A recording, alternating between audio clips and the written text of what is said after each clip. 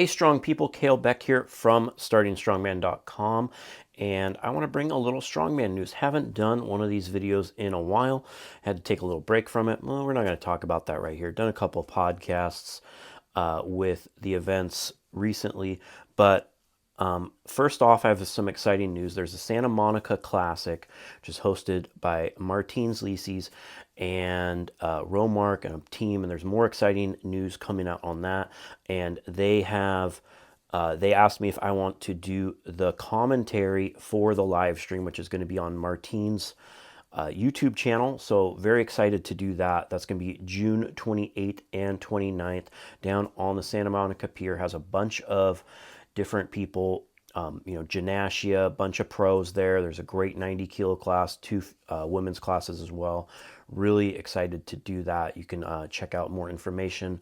The Santa Monica Classic on Instagram has it all up to date. Hope to see you there or watch the live stream on Martin's channel. Going to do more on that event and be doing a full podcast on World's Strongest Man predictions coming up, but I am very excited that after 10 years of us fans complaining about the last man standing stone at World's Strongest Man qualifier, and that is what decided who's going to get between second and third, or sometimes it would be between everyone. It's changed over the years. Basically, didn't matter if second place had, 6 more points than third place. They would go together, they would go against each other in stones, and that one event decided who would go to the finals. And it really changed the finals. I think it decided who won in the finals in certain years. And I'm not against Atlas stones. I'm not against the event. What I am and have always been against was one event taking more having more of an importance than any other event. I think they should all be scored the same, and now that is what we're getting with some other cool twists, which is some stuff that fans have talked about. And people say, why does this taken so long for them to do? World's Strongest Man is a big company. It's owned by a giant company, and things move slowly. I think they have been trying.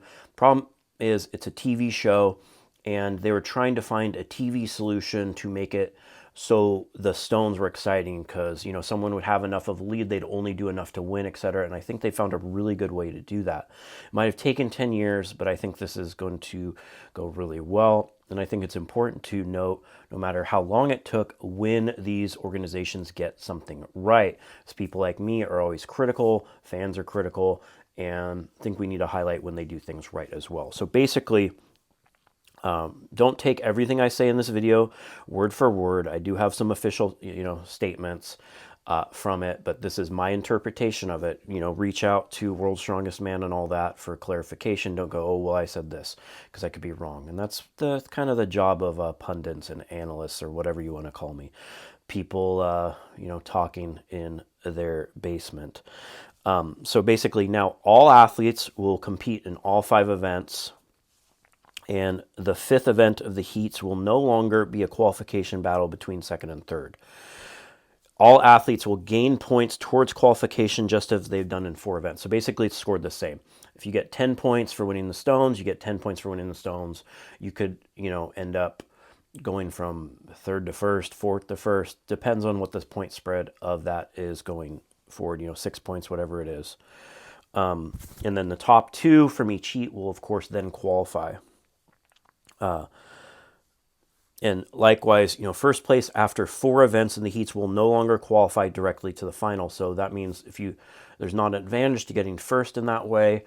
You have to then go and you have to go and do the last event. You could be knocked out in the last event, which, could have happened. There's people, they end up in first, but they're bad at stones. They could have got knocked out. And stones usually end up in the finals. That's not a good way to go about it, I think. Scoring will be, as it always is, first gets 5 points, second, fourth, 4, etc. But here is the key change. As everyone is doing the same events in the heat, they will then take the scores of the 10 finalists and create a leaderboard from the heats. So basically, this is something fans have done with spreadsheets forever to see like who performed the best in the heats overall. And that's not always been able to done because there's been slight variations in the heats. Like one event got a squat, one got a deadlift. This year, they're all doing the same events. So they're going to take, from the 5 or 6 heats, whatever it is, all 25, 30 guys, etc. And, if someone got first in the deadlift for reps, they'll get 25 points. So they're still going to be competing in the heats, but there's going to be an overall leaderboard for all of the groups, like a separate scoring. It's not going to affect who qualifies for the finals, but it will have an effect on how they start in the finals. It's kind of like the first event. So this is what it says. The actual performances and reps and times of each man will be ordered and compared to the other 9 qualifiers for the finals. Whoever was the most successful over the 5 events in the heats will gain a well-deserved advantage. The heats will be considered the equivalent of the first event. So 10 points are awarded to the athlete who wins the heats, 9 points to second place, all the way down to 10th best in the heats. So if you combine all of your scores, let's say you're first in the heat and you just crushed everybody, and when you go into, and so you got, overall, you had the best performance in all of the heats, adding up against everyone else, against all the other groups, you're going to start the finals. You're going to start event 1 of the finals with 10 points. And if you're someone who maybe was in a less competitive group, had scores that were good for the group but weren't good overall, reps and times, whatever, you're going to start with 1 point. So you're going to have a disadvantage, even if you, kind of, as they call it, skated into the finals. Of course, you still made the finals, but you're going to be able to go. You're going to start the finals with a disadvantage. Basically, the qualifiers is how you qualify, but it's also going to be basically the first event. So everyone's going to start with 10 points, 9 points, 8 points, etc., which I think is pretty exciting. So, of course, the events for the qualifiers, which are going to decide this, are Thursday's a loading race, 2, then a deadlift for reps, then an overhead medley, and then on Friday they have the Titans toss, and then a stone medley. So stones are still in the heats. They're still in the qualifiers. They didn't get rid of them. They're just scored how they always were pre-last man standing stone. They're just scored like any other event. So if you get top time in deadlift for reps and you get 5, 6 points, it's the same, same thing in the stones. You get the top time in your group, you're going to get 5 or 6 points. Plus that time or reps is going to be into the overall leaderboard to decide who got, see who was best out of all the groups and all of those scores combined to see who should start with that 10 point to start the finals. I think it's really fun. It's a better way. It took them a while to figure it out, but that is a way to make sure that everyone tries really hard in the heats, in the qualifiers, and it makes for good TV. Because you might think, oh, I have this time to beat. I have this time to beat in my group, but you're going to want to make sure you get that extra rep because my group might not have all the best deadlifters, but I know this person is, and I want to make sure I get those 10 points.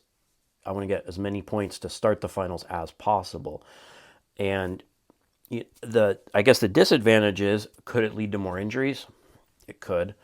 That's one of the disadvantages. And now you're getting like 5 events are equal to 10 points, where then 1 event in the final is equal to 10 points.